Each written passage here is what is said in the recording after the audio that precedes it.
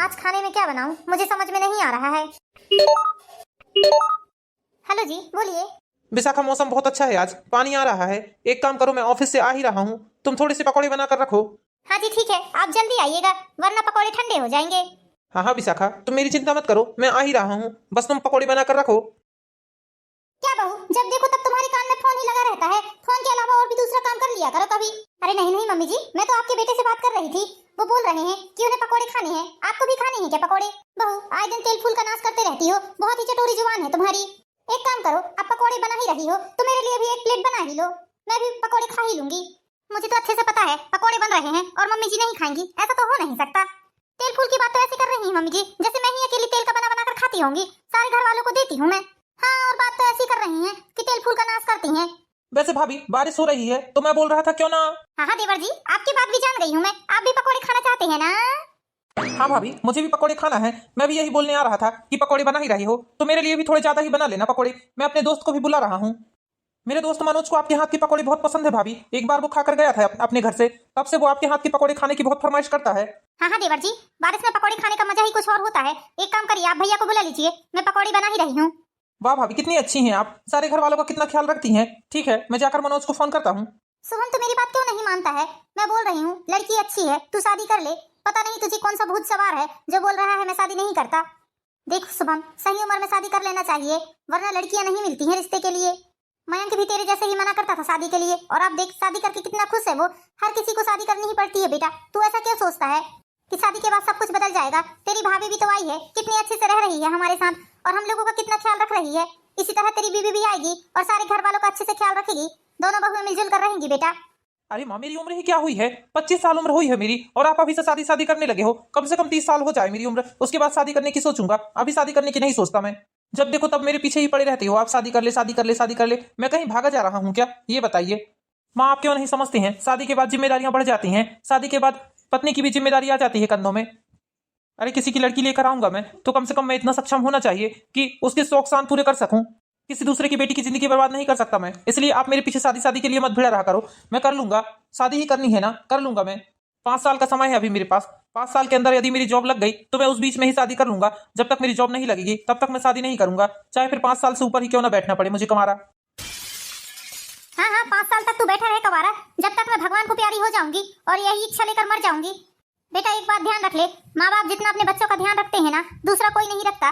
जब मैं मर गई ना तो तेरा ध्यान रखने वाला कोई नहीं रहेगा, कोई किसी का नहीं होता बेटा। इसलिए बोल रही हूँ समय रहते मेरी बातों को समझ जा, वरना ऐसा ना हो कि बाद में पछताना पड़े तुझे। अरे माँ, आप तो दिमाग खराब ही करके रख देती हैं, जब भी आपके पास बैठो बस ले देकर शादी शादी शादी की बात करते रहती हैं। मुझे नहीं करना है शादी वादी, आपके पास तो बैठना ही गुनाह हो जाता है, इसलिए मेरा मन नहीं करता आपके पास बैठकर 4 बातें करने का। मुझे पता है जब भी आपके पास बैठूंगा ले देकर आप शादी की बात पर ही आ जाती हैं।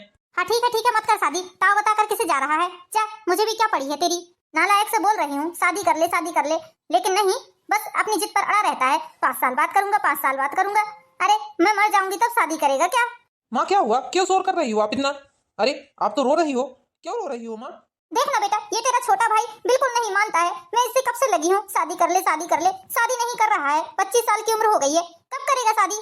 बता तो ही, बूढ़ा हो जाएगा जब शादी करेगा क्या? देखो माँ, पहले का समय बदल गया है कि जब माँ बाप बोलते थे तब बच्चे शादी कर लेते थे। आजकल बच्चे अपने पैरों में खड़ा होना चाहते हैं, उसके बाद ही शादी करेंगे वो लोग बोलते हैं। ऐसा तो नहीं है बेटा कि कमा नहीं रहा है तो उसे खाने को नहीं मिल रहा है, भूखा तो नहीं रह रहा है ना। जैसे वो खा रहा है वैसे ही उसकी बीवी भी आकर खाएगी। जिस तरह हम इसे बिठाल कर खिला रहे हैं उसी तरह उसकी बीवी को भी बिठाल कर खिलाएंगे, इसमें कौन सी बड़ी बात है? खाने जितना पेट में लगेगा उतना ही तो खाना खाएगी ना। तेरी शादी भी तो हमने समय से पहले ही कर दी थी ना, शादी के बाद तेरी जॉब लगी है। ऐसा तो नहीं था कि तेरी बीवी किस चीज के लिए तरसती रही होगी। तेरी भी शादी मैंने 25 साल की उम्र में कर दी थी। देखो माँ, मेरी और विशाखा की बात अलग थी, अब समय बदल गया है। आजकल के बच्चे इतना एडजस्ट नहीं कर पाते हैं, आप क्यों नहीं समझ रही हैं? क्यों उसके पीछे पड़ी हैं आप, शादी कर ले शादी कर ले। शुभम सही बोल रहा है, कम से कम उसकी जॉब लग जाने दीजिए, उसके बाद उसकी शादी करिएगा, आप सेटल तो हो जाने दीजिए उसे। हाँ मम्मी जी ये सही बोल रहे हैं, भैया की जॉब लग जाने दीजिए, उसके बाद शादी करवाएंगे उनकी। कम से कम उन्हें सेटल तो हो जाने दीजिए। अरे तू और तेरा पति दोनों ही नहीं चाहते हो कि मेरे बेटे की शादी हो, बस वो जिंदगी भर इसी तरह कुंवारा बैठा रहे, ये सोचते हो तुम दोनों। मैं अपने जीते जी अपने बेटे की शादी कर दूंगी तो कम से कम 2 हाथ से 4 हाथ हो जाएंगे उसके। तुम लोगों के भरोसे रहेगा तो मेरा बेटा जिंदगी भर कुंवारा ही पड़ा रहेगा। और सबसे बड़ी बात तो ये है, तू तो बिल्कुल भी नहीं चाहती कि मेरे बेटे की शादी हो, तू इस घर में अकेली राज करना चाहती है, इसलिए मेरे बेटे की शादी नहीं होने दे रही है तू। ये कैसी बात कर रही हैं मम्मी जी आप? मैं भला क्यों नहीं चाहूंगी कि भैया की शादी हो? मेरे लिए तो और खुशी की बात है ना कि देवर जी की शादी हो जाए। कम से कम देवरानी के आने से घर के कामों में भी मेरी हेल्प हो जाएगी। मैं तो अकेले अकेले घर का काम करती हूँ, इसलिए मैं तो यही चाहूंगी कि देवर जी की घर गृहस्थी बस जाए, वो भी बढ़िया खुशी खुशी रहें। लेकिन देवर जी अपनी जगह पर सही हैं, जब तक वो अपने पैरों पर खड़े नहीं हो जाते तब तक उन्हें शादी नहीं करनी चाहिए। मेरा भी यही मानना है। हाँ, मैं अच्छे से जानती हूँ तू क्या चाहती है और क्या नहीं, तुझे मुझे बताने की जरूरत नहीं है। माँ क्यों धजी का सांप बना रही हैं? जब शुभम नहीं चाह रहा है कि उसकी शादी हो तो आप क्यों जबरदस्ती कर रही हैं उसकी शादी कराने के लिए? माँ हर चीज का एक समय निश्चित रहता है, हमारे बोलने से कुछ नहीं होता। यदि उसकी किस्मत में इसी साल शादी लिखी होगी तो चाहे वो कितना भी मना करे उसकी शादी इसी साल होगी, और यदि नहीं लिखी होगी इस साल उसकी शादी तो हमारे लाख कोशिश करने के बाद भी उसकी शादी नहीं होगी। अरे कैसे भैया भाभी हो तुम उसके? तुम्हें उसको समझाना चाहिए कि समय रहते शादी कर ले। क्या बुढ़ापे में शादी करेगा? हमारी उम्र में 17-18 साल के लड़के लड़की रहते थे और उनकी शादी हो जाती थी। उसे समझाने के बजाय और ज्यादा सह बढ़ा रहे हो उसकी। ऐसा नहीं कि उसे बोले कि शादी कर लो तो नहीं, और उसे बोल रहे हैं कि मत करने दो। ठीक है माँ, यदि आपकी जोर जबरदस्ती करने से, मेरे जोर जबरदस्ती करने से यदि शुभम ने शादी कर भी ली तो आप ये बताइए कि आप अपनी बहू को कहाँ रखोगे? कहाँ रहेगी आपकी बहू, ये बताइए मुझे। कहाँ रहेगी का मतलब क्या है बेटा तुम्हारा? कहाँ रहेगी? इसी घर में रहेगी? इतना बड़ा घर है हमारा, कहाँ रहेगी? कैसी बात कर रहा है तू?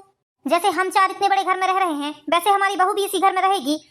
माँ आप मेरी बात को समझ नहीं रही हैं। जब घर में बहू आती है तो उसकी प्राइवेसी रहती है कि नहीं? उसे एक पर्सनल कमरा चाहिए होता है। शुभम तो खुद आपके रूम में आपके साथ सोता है, उस बहू को लाकर और कहाँ सुलाओगे आप? बहू को लाकर कहाँ सुलाओगे का मतलब? मेरा मतलब है माँ कि हमारे घर में सिर्फ 2 ही रूम हैं और एक किचन है। एक रूम में आप रहते हो और शुभम रहता है, एक रूम में मैं और विशाखा रहते हैं। तो बहू आ जाएगी तो बहू कहाँ रहेगी ये बताइए? शुभम और बहू के लिए एक सेपरेट रूम होना चाहिए या नहीं? बेटा तुम लोगों की शादी के पूरे 2 साल हो गए हैं तो अब बड़ी बहू को प्राइवेसी की क्या जरूरत है? वो दे देगी अपने देवर देवरानी को अपना रूम। माँ अब इस बारे में बाद में बात करेंगे हम। मैं चलता हूँ, मुझे ऑफिस जाने में लेट हो रहा है।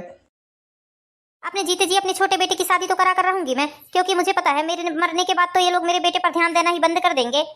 साल 2 साल में इनके भी बच्चे हो जाएंगे, ये लोग भी अपनी घर गृहस्थी में लग जाएंगे तो मेरे बेटे पर कहाँ ध्यान दे पाएंगे फिर? इससे अच्छा है जीते जी मैं अपने बेटे के 2 से 4 हाथ कर देती हूँ, वो भी अपनी घर गृहस्थी में खुशी रहेगा, चाहे फिर उसके बाद भगवान मेरे प्राण ले ही क्यों न ले। बिमला जी हर समय बस शुभम के पीछे ही लगी रहती थी कि तू शादी कर ले शादी कर ले, लेकिन शुभम का मानना भी सही था, यदि वो कुछ करेगा नहीं, कुछ कमाएगा नहीं तो अपनी बीबी को कहाँ से पाल लेगा। बस इसलिए शुभम शादी करने के लिए नहीं देख रहा था, लेकिन बिमला जी उसकी बात को समझती ही नहीं थी। बिमला जी सोचती थी जैसे घर के सभी लोग पल रहे हैं वैसे बहू भी पल जाएगी, लेकिन ऐसा नहीं होता है। शादी होने के बाद लड़के की जिम्मेदारी और ज्यादा बढ़ जाती है, इसी कारण शुभम शादी नहीं कर रहा था। ये लीजिए मयंक जी आपकी चाय। मयंक बेटा कल तुम्हारी बुआ का फोन आया था, वो बोल रही थी कि शुभम की शादी कर दो, उनकी नजर में एक बहुत अच्छी लड़की है, लड़की वाले अच्छे खासे पैसे वाले लोग हैं और लड़की भी सर्वगुण संपन्न है, पढ़ी लिखी लड़की है। तुम्हारी बुआ बोल रही थी कि साल 2 साल में उसकी भी नौकरी लग जाएगी, आप कहो तो मैं शादी की बात चला देती हूँ। मयंक बेटा मैं तो ये सोच रही हूँ कि अच्छा रिश्ता मिल रहा है तो हम लगे हाथ शुभम के हाथ पीले कर ही देते हैं, मैं भी गंगा घोड़ा नहा लूंगी। माँ कोई भी इंसान अपनी बेटी को एक ऐसे इंसान को नहीं देना चाहेगा जो कुछ ना करता धरता हो। अरे थोड़ा बहुत वो कुछ कमाने तो लगे, उसके बाद आप उसकी शादी के लिए सोचना। दूसरे की लड़की लाकर आप अपने सर पर बैठा लोगे क्या ये बताइए? और लड़की वाले पूछेंगे कि लड़का क्या करता है तो आप क्या बताओगे ये बताओ? वो लोग भी तो अपनी इतनी अच्छी लड़की को किसी अच्छे भले इंसान को देना चाहेंगे ना, जो लड़का उसे खुश रखे, उसकी जरूरतों को पूरा कर सके, ऐसे इंसान को देंगे या किसी नाकामाऊ को देंगे? अरे बेटा हम उन लोगों को बोल देंगे कि हमारा बेटा प्राइवेट कंपनी में 50,000 रुपए महीने कमाता है, झूठ बोल देंगे, फिर उसके बाद तो वैसे भी ये पढ़ाई कर ही रहा है, नौकरी तो लगना ही लगना है। मम्मी जी झूठ की बुनियाद पर रिश्ते खड़े करना कहाँ तक अच्छी बात है? आगे चलकर बहुत दिक्कत होगी भैया को। बहू तू हमारे घर की मुखिया नहीं है जो तब से हमारे बीच में बोलने लगती है, हम माँ बेटे बात कर रहे हैं ना, तुझे बोलने का अधिकार किसने दिया है? मैं तो बस मम्मी जी। चुप करो, मैं मत करो, मैं सब जानती हूँ, तू बिल्कुल नहीं चाहती है कि मेरे बेटे की शादी हो।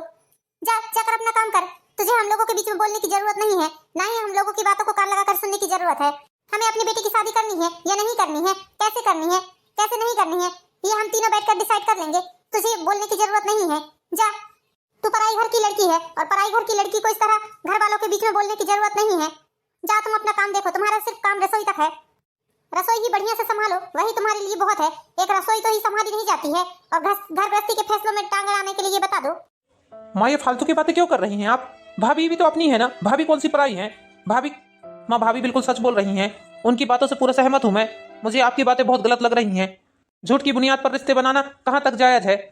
पता नहीं 2-4 महीने में आपको क्या हो जाता है जो ले देकर मेरी शादी के पीछे ही पड़ जाती हो आप। थोड़े दिन तो रुक जाओ, मैं कंपटीशन एग्जाम दे रहा हूँ। 6 महीनों के अंदर ही मेरा रिजल्ट आ जाएगा, भगवान ने चाहा तो मेरी जॉब भी लग जाएगी। हाँ माँ, विशाखा और शुभम बिल्कुल सही बोल रहे हैं। झूठ की बुनियाद पर रिश्ते नहीं बनाए जाते हैं। कल को यदि शादी हो गई और लड़की वालों को पता चलेगा कि शुभम कुछ नहीं करता है, वो लड़की की जरूरतें पूरी नहीं कर सकता है, तो यदि लड़की ने शुभम के साथ रहने से इनकार कर दिया और उससे डाइवोर्स ले लिया, फिर क्या होगा आप खुद बताइए। अभी सिर्फ एक ही दिक्कत है कि शुभम की शादी नहीं हुई है, और यदि कल को शादी होकर जब डाइवोर्स होगा उसके बाद लोग आपसे कैसे कैसे सवाल पूछेंगे, उन सब सवालों का जवाब दे पाएंगी आप? बोलिए माँ, दे पाएंगी लोगों को जवाब? लोग तो हमें ही गलत बोलेंगे ना, और हम गलत हैं ही, क्योंकि हम झूठ की बुनियाद पर रिश्ता खड़ा करेंगे। इसलिए माँ, आप बुजुर्ग हैं, सियानी हैं, सियाने होने के नाते आप थोड़ा सियाने जैसा फैसला लेना भी सीखिए। वैसे भी साल 6 महीने के अंदर उसकी जॉब लगना ही लगना है, ये तो तय है, क्योंकि इतने कंपटीशन एग्जाम निकाल रहा है शुभम। भगवान ने चाहा माँ तो हमारे शुभम की बहुत जल्द जॉब लग जाएगी, और देखना आप, बहू भी आ जाएगी, दोनों खुशखबरी मिल जाएंगी हमें। जब बिमला जी के बड़े बेटे ने उन्हें अच्छे से समझाया तो उन्हें ये बात समझ में तो आ गई कि अब मैं इस घर में अपने छोटे बेटे की शादी की बात नहीं करूंगी। लेकिन 6 महीने के बाद ही शुभम ने कंपटीशन एग्जाम निकाल लिया था और शुभम का ज्वाइनिंग लेटर भी आ गया था। माँ, बहुत बड़ी खुशी की बात है, ये देखिए मेरा ज्वाइनिंग लेटर आ गया है। अरे वाह बेटा, बहुत बड़ी खुशखबरी सुनाई है तूने। भगवान तेरी हर मनोकामना पूर्ण करे। माँ, ये सब आपके आशीर्वाद से ही हुआ है। आपका आशीर्वाद ना होता तो मुझे ये नौकरी नहीं मिलती। खुश रह बेटा, भगवान तुझे ऐसे ही तरक्की दे, दिन दुनी रात चौगनी तरक्की करे मेरा बेटा। कांग्रेचुलेशन शुभम, बहुत बहुत बधाई हो तुम्हें। थैंक यू भैया, थैंक यू भाभी, आप लोगों के आशीर्वाद से ही ये सब हो पाया है। नहीं नहीं मेरे भाई, ये सब तेरी मेहनत का फल है। हमें पता है तूने इस पेपर में पास होने के लिए दिन रात एक कर दिया। तूने अपना खाना पीना, लोगों से मिलना जुलना तक छोड़ दिया था इस पेपर में पास होने के लिए। तूने इतनी मेहनत किया है, इसलिए देख आज तुझे रिजल्ट भी मिल गया। भगवान करे तू ऐसे ही हमेशा उन्नति की सीढ़ियों पर चढ़ता रहे। हमें तो बहुत खुशी हुई है भैया तेरे पास होने पर। हाँ भैया, बहुत बहुत बधाई हो आपको। भगवान आपको ऐसी ही तरक्की देते रहे बस। चल बेटा, अब तो तेरी नौकरी लग गई, अब तो तू खुशी खुशी शादी कर लेगा ना। अब मेरी इच्छा पूरी कर दे तू, मैं बता देती हूँ। ओफो माँ, आप जब देखो तब मेरी शादी के पीछे ही क्यों पड़ी रहती हैं? अभी तो मेरा ज्वाइनिंग लेटर आया है, ऐसा थोड़ी ना है कि तुरंत से मुझे पैसे मिलने लगेंगे। सेटल होने के लिए थोड़ा टाइम चाहिए या नहीं? शादी कर ले बस। मतलब तू शादी नहीं करेगा? किसी न किसी तरीके से तू मेरी बात टालते ही रहता है। तूने कसम खा कर रखी है मेरी बात ना मानने की। अरे माँ, मैं आपकी बात मानने से इनकार थोड़ी ना कर रहा हूँ, कर लूंगा शादी, लेकिन अभी मेरा ज्वाइनिंग लेटर आया है, उसके बाद मैं जॉब में जाऊंगा, धीरे धीरे करके सब चीज सेटल होगी ना। ऐसा थोड़ी है कि आज ही मेरा ज्वाइनिंग लेटर आया है और आज से ही मैं लड़कियां देखना स्टार्ट कर दूं। ये तो नहीं होता ना माँ, किसी भी चीज के लिए सही समय निश्चित होना चाहिए। मयंक, तू कैसा बड़ा भाई है? तू अपने भाई को थोड़ा समझा नहीं सकता क्या? हर बार वो मेरी बात को टालता क्यों रहता है? माँ, भैया भी यही बोलेंगे। भैया भी जानते हैं कि सेटल होने के लिए थोड़ा टाइम लगता है। माँ, 6 महीने कम से कम लग जाएंगे सेटल होने में, पेमेंट आने में। ऐसा थोड़ी ना है कि आज ही ज्वाइनिंग लेटर आया है और आज से ही सारी चीजें स्टार्ट हो जाएंगी। धीरे धीरे हर चीज का समय निश्चित होता है। मुझे थोड़ा टाइम दीजिए आप, मैं शादी करने से इनकार नहीं कर रहा हूँ। मुझे पता है भैया भी मुझे यही बात बोलेंगे। माँ, शुभम एकदम सही बोल रहा है। आप इतनी जल्दबाजी मत करिए उसकी शादी के लिए। इतनी जल्दबाजी करना ठीक नहीं है। शादी तो करेगा ना वो। तेरा कहने का मतलब क्या है? मुझे तो तेरी बातें सुनकर यही लगता है कि तू चाहता ही नहीं है कि मेरे बेटे की शादी हो। बस तू चाहता है वो जिंदगी भर कुंवारा ही रहा है। माँ, आप हमेशा उल्टी बातें ही क्यों करती हैं? आपको बात समझ में नहीं आती है क्या? अरे यदि मम्मी जी बोल रही है कि शादी कर लो तो कर लो ना भैया। वैसे भी देखिए, बातचीत चलाने में और लड़की देखने में तो काफी समय लग जाएगा। अभी तो हमने लड़की देखना भी शुरू नहीं किया है।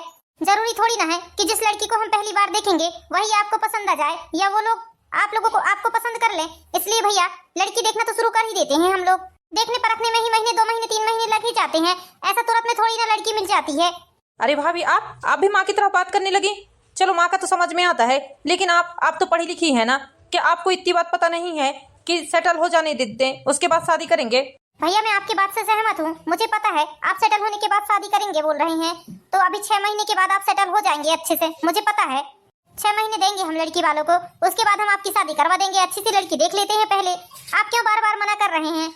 विशाखा, शादी होने के बाद कितनी जिम्मेदारी आ जाती है, क्या तुम्हें ये बात पता नहीं है? कोई भी चीज सोच समझ कर बोलना चाहिए। हाँ बेटा, मेरी बात तो तुम्हें बुरी लगती ही थी, अब बहू की बात भी बुरी लगने लगी है। इसका मतलब तुम दोनों भाई ही चाहते हो कि इस साल शादी ना हो। ठीक है माँ, यदि आपको हम लोगों की बात बुरी लग रही है तो आप अपने हिसाब से काम करिए। जैसा आपको उचित लगता है वैसा करिए। देखिए, आप लड़की शुरू कर दीजिए देखना। हाँ ठीक है माँ, अच्छी सी लड़की देखना शुरू कर दीजिए आप, लेकिन मेरी एक शर्त है, शादी तभी होगी जब मैं अच्छे से सेटल हो जाऊंगा। ये हुई ना खुशी की बात। अब हम भी अपनी देवरानी लाने की तैयारियां शुरू कर देते हैं। अरे विशाखा बहू, जल्दी आओ। क्या कर रही हो? कब से आवाज लगा रही हूँ, ना जाने अंदर घुसी घुसी क्या ही करती हो तुम। मम्मी जी, मैं तो किचन में काम कर रही थी। बोलिए क्या काम है? किस लिए आवाज लगा रही हैं आप मुझे? विशाखा बहू, हमारे भैया ने लड़की वालों से बात की है। लड़की वाले 2-4 दिनों में देखने आने वाले हैं हमारे शुभम को। अरे वाह मम्मी जी, ये तो बहुत अच्छी बात है। अब चलो हम तैयारियां शुरू कर देते हैं मेहमान के आने की। हाँ बहू, मेहमानों की खातिरदारी में किसी प्रकार की कोई कमी नहीं रहनी चाहिए। सुना है बहुत अच्छे घर के लोग हैं और लड़की भी पढ़ी लिखी बहुत सुंदर है। मम्मी जी, इन सब की चिंता आप छोड़ दीजिए। मैं हूं ना, मैं मेहमानों की आवभगत में किसी प्रकार की कमी नहीं होने दूंगी। आप देखना मम्मी जी, मैं ऐसी खातिरदारी करूंगी मेहमानों की कि वो लोग हमारे घर से खुश हो जाएंगे और हमारे घर में रिश्ता पक्का करके ही जाएंगे। हाँ बेटा, मैं तो यही चाहती हूँ कि एक बार में ही हमारे बेटे का रिश्ता पक्का हो जाए। बस लड़की अच्छी होना चाहिए। हमें किसी की धन दौलत से कोई मतलब नहीं है। भगवान का दिया जो भी जितना भी है हमारे पास काफी है। अरे वाह, आज दोनों सास बहू इतनी खुश क्यों हैं? मुझे भी तो बताइए जरा आप लोगों की खुशी का कारण। देवर जी, खुशी की बात ही है, आप भी सुनोगे तो खुशी हो जाओगे। अरे अब इस तरह गोल गोल जलेबी की तरह बातें मत घुमाओ। देवर जी, 2-4 दिनों में आपको देखने वाले आने वाले हैं। बस यही बात सुनकर हम दोनों खुश हो रहे हैं। हाँ बेटा, 2-4 दिनों में मेहमान आने वाले हैं। सुना है बहुत बड़े लोग हैं और लड़की भी बहुत सुंदर है उनकी। बेटा, मैं तो बस इतना चाहती हूँ कि तू भी अपनी जिंदगी में आगे बढ़ जाए, तू भी शादी करके सेटल हो जाए। उसके बाद मैं भी गंगा घोड़ा नहा जाऊंगी। मैं भी कम से कम अपनी जिम्मेदारियों से मुक्त होना चाहती हूँ। माँ ठीक है, जब आपने ठान ही लिया है कि आप मेरी शादी करके ही मानोगे तो देखिए जैसी आपकी मर्जी। 2-3 दिनों के बाद बिमला जी के बेटे को देखने के लिए मेहमान आते हैं और उन्हें लड़का पसंद आ जाता है और वो लोग भी अपने घर पर लड़की को देखने के लिए मेहमान बुला कर जाते हैं। शुभम को भी लड़की पसंद आ जाती है और शादी तय हो जाती है। देखो बेटा, शादी की डेट भी नजदीक आ गई है, इसलिए तुम दोनों भाई अच्छे से पैसे जोड़ना शुरू कर दो। फिजूल खर्चे बंद करो। माँ, ऑफिस की तरफ से मुझे एक घर मिल रहा है छोटा सा। यदि आप बोलो तो मैं शादी के बाद उस घर में शिफ्ट हो जाऊंगा। क्या? क्यों? शादी करते ही तू अलग होना चाहता है क्या? अरे कैसा लड़का है तू? बहुत ही स्वार्थी लड़का समझ में आया तू मुझे। है तेरी नौकरी लग गई, बीबी आ जाएगी, उसके बाद तू हम लोगों से दूर जाना चाहता है? माँ आप एक बात ये बताइए, सिर्फ घर में 2 कमरे और 1 किचन है। यदि नई दुल्हन आ जाएगी तो कहाँ रखोगे आप उसे, ये बताओ। माँ मैं अलग होने की बात थोड़ी ना कर रहा हूँ। और ये बताइए, नई दुल्हन आएगी तो आप उसे कहाँ रखोगे? घर में जगह भी नहीं है। आप मेरी बातों को गलत क्यों ले रही हैं? मैं अलग होने की बात नहीं कर रहा हूँ। एक रूम में भैया भाभी रहते हैं, एक रूम में हम दोनों रहते हैं। अब बताइए कि जगह कहाँ है घर में जो आप उसे रख लोगे? इसलिए माँ मैं बोल रहा हूँ, ऑफिस की तरफ से मुझे जो घर मिल रहा है हम लोग वहाँ शिफ्ट हो जाएंगे। नहीं, बिल्कुल जरूरत नहीं है तुम्हें कहीं जाने की। दोनों भाई मिलजुल कर रहो। मैं चाहती हूँ मेरा पूरा परिवार एक साथ रहे। बड़े बहू, छोटी बहू सब मिलजुल कर घर के काम करें। मैं ये चाहती हूँ। मैं तुम्हारी शादी इसलिए नहीं कर रही हूँ बेटा कि तुम शादी करते ही अपनी बीवी को लेकर अलग हो जाओ। तुम हमसे अलग अपनी गृहस्थी बसाना चाहते हो। तुम्हें शर्म नहीं आती जरा सी?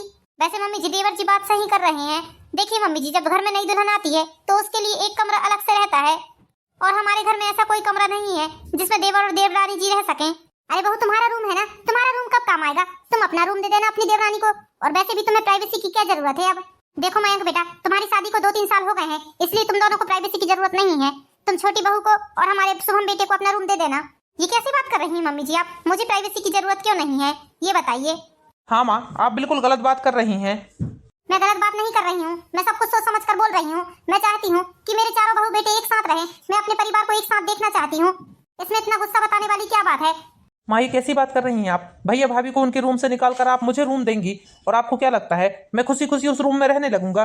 नहीं, मैं ऐसा बिल्कुल नहीं होने दूंगी। मैं अपने परिवार को बिखरता हुआ नहीं देख सकती। बस मैं तो ये चाहती हूँ कि मेरे जीते में जी मेरा पूरा परिवार एक साथ रहे, मेरी आंखों के सामने रहे। माँ इसमें कौन सी ऐसी बात है जिससे परिवार बिखर रहा है, ये बताइए। अब हमारे घर में जगह नहीं है, इसलिए हम दूसरी जगह जाकर शिफ्ट हो रहे हैं। और ऐसा आपने कहाँ सुना है कि बड़े बहू बेटों से उनका रूम छीनकर छोटे बहू बेटों को दे दो? शादी को 2-3 साल हो गए हैं, मतलब उनका कोई जीवन नहीं है क्या? उनकी भी अपनी लाइफ है। हर किसी को प्राइवेसी की जरूरत पड़ती है। भैया का तो फिर भी समझ में आता है, चलो भैया तो घर के बेटे हैं, वो कहीं भी एडजस्ट कर लेंगे। लेकिन भाभी बहू है, वो कैसे इस तरह भाभी अपने रूम से बाहर रहकर कैसे एडजस्ट कर पाएंगी, ये बताइए माँ। घर की बहू बेटियों को थोड़ी प्राइवेसी की जरूरत पड़ती है कि नहीं? आप जोर जबरदस्ती से भाभी को कमरे से बाहर तो निकाल देंगी, लेकिन उसके बाद उनके मन में कितनी कड़वाहट आएगी, ये बात आपको समझ में आ रही है? ऐसे में तो रिश्ते खराब होंगे ना माँ। इससे अच्छा यही है कि हम जो रूम मुझे ऑफिस की तरफ से मिल रहा है उसमें शादी के बाद हम लोग शिफ्ट हो जाएं। पास रहकर एक दूसरे के प्रति कड़वाहट बनी रहे, इससे अच्छा है दूर रहकर एक दूसरे के लिए प्रेम बना रहे। हाँ माँ, सोहम सही बोल रहा है, वो कहीं से भी गलत नहीं है। माँ ये बात अच्छी थोड़ी ना है, एक बहू बेटों के लिए आप दूसरे बहू बेटे से उनका रूम खाली करवाओगे। शादी होने के बाद बहू बेटों को प्राइवेसी की जरूरत पड़ती है। माँ हमेशा के लिए हम लोग अलग नहीं रहेंगे। हम दोनों भाई बहुत मेहनत करके पैसा जोड़ेंगे और एक अच्छा सा मकान बनवाएंगे जिसमें हम सभी लोग एक साथ रहेंगे। अरे साफ साफ बोलो ना बेटा कि तुम अपने छोटे भाई और उसकी पत्नी को अपना रूम देना नहीं चाहते हो। ऐसा क्यों नहीं बोल रहे हो? हाँ मम्मी जी, ऐसा ही समझ लीजिए। मैं अपना रूम क्यों दूंगी भला उसे? और ये बात भला कहाँ की हुई कि बहू यदि पुरानी हो गई हो तो उसकी प्राइवेसी खत्म हो जाती है? ऐसा आपको किसने बोला है? घर की बहू बहू ही होती है, प्राइवेसी की जरूरत हर किसी को पड़ती है। मतलब मैं पुरानी हो गई हूँ तो कहीं भी रहने लगूं? वाह मम्मी जी, भूल कर भी आप ये मत सोचिएगा कि मैं अपना रूम आपके छोटे बहू बेटों को दूंगी। देख ले मयंक, देख ले किस तरह जवान लड़ा रही है तेरी पत्नी मुझसे। अपने बाप के घर से लाई है इसने ये कमरा। माँ इसमें गलत ही क्या है? क्या गलत बोल रही है विशाखा? हाँ माँ, भाभी बिल्कुल सही बोल रही है। भाभी पुरानी हो गई है इसका मतलब ये थोड़ी ना है कि आप उनसे उनका कमरा छीन लोगे। हर किसी की अपनी अपनी प्राइवेसी होती है। देखिए माँ, इस तरह लड़ने झगड़ने से कुछ नहीं होगा। यदि इस तरह लड़ झगड़ कर हम साथ में रहेंगे तो हमेशा एक दूसरे के लिए कड़वाहट बनी रहेगी। इससे तो अच्छा यही है माँ कि शादी के बाद में जो रूम मुझे मिल रहा है उस रूम में मैं अपनी पत्नी के साथ रह जाऊं। देखिए अभी तो शादी भी नहीं हुई है, ना ही आपने रूम लिया है, फिर भी आप लोगों के मन में एक दूसरे के प्रति कितनी कड़वाहट भर गई है। सोचिए जब ऐसा होगा तो आपके साथ में रहने का सपना ही टूट जाएगा। हाँ माँ, शुभम बिल्कुल सही बोल रहा है। साथ में रहने का मतलब ये नहीं है कि एक दूसरे के प्रति मन में कड़वाहट भरी ही रहे, ना ही एक दूसरे की इज्जत करें, ना ही मान सम्मान करें। इससे अच्छा है कि अलग अलग रहकर ही प्रेम से रहें। और माँ सबसे बड़ी बात तो ये है कि साधन होता तो क्यों शुभम अपनी बीवी को लेकर अलग होने की बात करता? हमारे घर में साधन नहीं है ना माँ, इसलिए। देखिए माँ, हमारे पूरे परिवार के साथ विशाखा ने इस छोटे से परिवार में एडजस्ट कर लिया है, लेकिन जो लड़की हमारे घर आ रही है वो कर पाती है या नहीं, इस घर में कंफर्टेबल रह पाती है या नहीं, इसके लिए कौन ये बात जान सकता है? ये बताइए आप। इसलिए माँ समझदारी इसी में है कि आप मान जाइए और शादी के बाद शुभम को उस घर में रहने दीजिए। शुभम की शादी होते ही हम बड़ा सा प्लाट देख लेंगे और फिर धीरे धीरे करके मकान बनवाना शुरू कर देंगे। माँ मैं जानता हूँ माँ कि आप सारे परिवार को एक साथ देखना चाहती हैं और सभी लोग प्रेम से रहें, आप यही चाहती हैं ना। लेकिन माँ यदि सभी लोग इस घर में एक साथ रहेंगे तो लड़ाई झगड़ा होना तय है, क्योंकि उतने संसाधन नहीं है इस घर में। और मैं जानता हूँ कि ये बात बिल्कुल आपको पसंद नहीं आएगी। आप तो बस ये चाहती हैं कि सभी लोग एक दूसरे के लिए प्रेम मान सम्मान बनाए रखें। हाँ बेटा, शायद तुम सही बोल रहे हो, मैं ही गलत हूँ। लेकिन बेटा मैं तो बस इतना चाहती थी कि हम सब लोग एक साथ रहें। मैं अपने छोटे बहू बेटे को अलग नहीं देख सकती। माँ हम आपसे अलग थोड़ी ना रहेंगे, हम हर दिन शाम को आपसे मिलने आया करेंगे। शाम को हमारा पूरा परिवार एक साथ खाना खाया करेगा। बस 2-3 सालों की बात है, 2-3 सालों के बाद हम लोग अपना मकान खुद बना लेंगे। उसके बाद आपका ये सपना भी पूरा हो जाएगा। माँ ठीक है बेटा, जैसा तुम लोग को सही लगे। विशाखा बहू, मेरी बातों को गलत नजरिए से मत देखना बेटा। मैं तो बस इतना चाहती थी कि हम सब लोग एक साथ ही रहें। नहीं मम्मी जी, मैं भी जानती हूँ कि आप गलत नहीं हो, बस मुझे आपकी ये बात बुरी लगी कि बड़ी बहू को प्राइवेसी की क्या जरूरत है। मम्मी जी, घर की बहू हो या बेटी, सबको प्राइवेसी की जरूरत पड़ती ही है, अब बहू चाहे नई हो या पुरानी। हाँ बेटा, तू सही बोल रही है। तुझे अपना कमरा छोड़ने की जरूरत नहीं है, तू अपने कमरे में ही रहना। शुभम और उसकी पत्नी उसके ऑफिस द्वारा दिए गए कमरे में रह लेंगे। और बस बेटा, थोड़े दिनों की तो बात है, फिर हम लोग सब एक साथ रहेंगे। हाँ हाँ माँ, बिल्कुल सही बोल रही हैं आप। तो दोस्तों, कैसी लगी आपको ये प्यारी सी कहानी? इसी तरह की प्यारी प्यारी मोरल स्टोरीज देखने के लिए हमारे चैनल पर ही एंड ब्लॉग को लाइक कीजिए, चैनल को सब्सक्राइब कीजिए। मिलते हैं नेक्स्ट वीडियो में दोस्तों, जब तक के लिए बाय बाय।